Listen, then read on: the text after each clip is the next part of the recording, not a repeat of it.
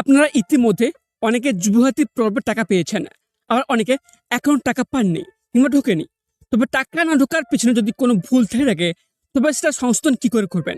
কিংবা তাদের এখনো পর্যন্ত টাকা ঢোকেনি, তাদের ২টি কিস্তির টাকা একসাথে দেওয়ার চিন্তাধারণা তৈরি হয়েছে। তবে সেটা কবে দিতে হবে? জানাবো আজকের ভিডিওটির মাধ্যমে। এছাড়াও যারা আবেদন করতে পারেনি, তারা কবে থেকে আবেদন করতে পারবেন, তা নিয়ে আলোচনা করব আজকের ভিডিওটির মাধ্যমে। তো আজকের ভিডিওটি কোন প্রকার স্কিম না করে প্রথম থেকে শেষ পর্যন্ত মনোযোগ সহকারে দেখবেন। এবং আপনারা যদি আমার এই চ্যানেলটিতে প্রথমবার হয়ে থাকেন, তো চ্যানেলটিকে সাবস্ক্রাইব করে পাশ থেকে বেল আইকনটি অন করে রাখবেন। তো চলুন ভিডিওটি শুরু করা যাক। রাজ্য সরকারের নতুন চালু হওয়া যুবহাতি প্রকল্পে রাজ্যের যোগ্য যুবক যুবতীরা প্রতি মাসে ১,৫০০ টাকা করে আর্থিক সুবিধা পাচ্ছেন। তবে বহুদিন ধরে একটা জিনিস নোটিস করা হয়েছে, অনেক যুবক যুবতী যোগ্য হওয়া সত্ত্বেও এখনো পর্যন্ত তাদের ব্যাংক অ্যাকাউন্টে কোন প্রকার টাকা ঢোকেনি। শুধু তাই নয়, এরই পাশাপাশি টাকা ঢোকা থেকে শুরু করে স্ট্যাটাস চেক নিয়ে তৈরি হয়েছে নানান বিতর্ক। সামনে ভোটের কারণে যুবহাতি প্রকল্পের টাকা দেওয়ার কাজে বিশেষ বাধা সৃষ্টি করছে বলে সূত্রের খবর। এই মুহূর্তে ব্লক উন্নয়ন আধিকারিকদের বর্তমান লগ ইন আইডি নিষ্ক্রিয় থাকায় ওনারা বর্তমানে কোন প্রকার সমস্যার সমাধান করতে পারছেন না। এখনো পর্যন্ত যারা টাকা পাননি, তাদেরকে এই বিষয়ে অযথা আতঙ্কিত না হওয়ার কথা বলা হয়েছে। এবং মার্চ মাস শেষ হতে আর মাত্র কিছুদিন বাকি রয়েছে। আর এই মাসের মধ্যে আপনাদের ধৈর্যের সাথে অপেক্ষা করতে হবে।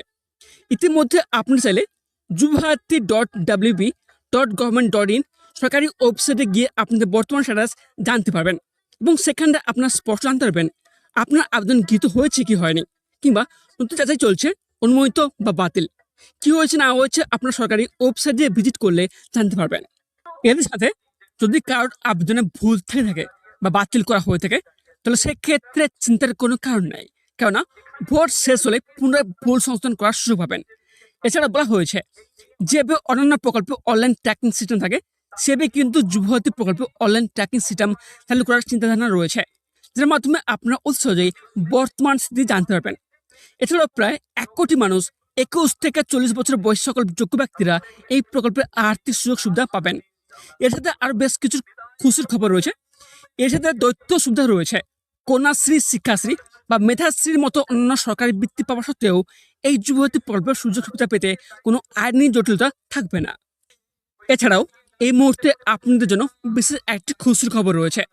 এখনো পর্যন্ত যাদের টাকা ঢোকেনি, তাদের কিন্তু ২টি কিস্তির টাকা একসাথে দেওয়া হবে, অর্থাৎ ১,৫০০ করে মোট ৩,০০০ টাকা ঢুকবে। এবং যারা প্রথম কিস্তি টাকা পেয়ে গেছেন, তারা কিন্তু ২৩শে এপ্রিল অর্থাৎ ভোটের আগে দ্বিতীয় কিস্তি টাকাটা পেয়ে যাবেন। এবং এর সাথে আরেকটি কথা জানা রাখি, যারা আবেদন করতে পারেনি তাদের জন্য কিন্তু এপ্রিলের পর থেকে এক নতুন সাইট ওপেন হওয়ার চিন্তাধারা রয়েছে, এমনটি সূত্রের খবর। ফলে যারা আবেদন করতে পারেনি তারা সহজেই আবেদন করতে পারবেন। তবে একটা কথা মনে রাখবেন, ডিবিটির মাধ্যমে সরাসরি ব্যাংকে টাকা ঢুকবে, সেজন্য আধার লিঙ্ক করা অ্যাকাউন্টে ডিরেক্ট বেনিফিট ট্রান্সফার অর্থাৎ ডিবিটির মাধ্যমে সরাসরি টাকা ক্রেডিট হচ্ছে। তাই এখন যারা আধার এনপিসি ডিবিটির সঙ্গে ব্যাংক লিঙ্ক করেনি, তারা অবশ্যই লিঙ্ক করে নেবেন। কিভাবে লিঙ্ক করবেন তা নিয়ে কিন্তু ভিডিও বানানো রয়েছে আমার এই চ্যানেলে, তাই এই চ্যানেলটি ওপেন করে ভিডিও দেখে নিতে পারেন।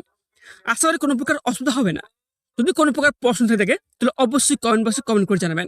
এবং তার সাথে আপনারা যদি আমার এই চ্যানেলটিতে প্রথমবার হয়ে থাকেন, তাহলে চ্যানেলটিকে সাবস্ক্রাইব করে পাশ থেকে বেল আইকনটি অন করে রাখবেন। ধন্যবাদ।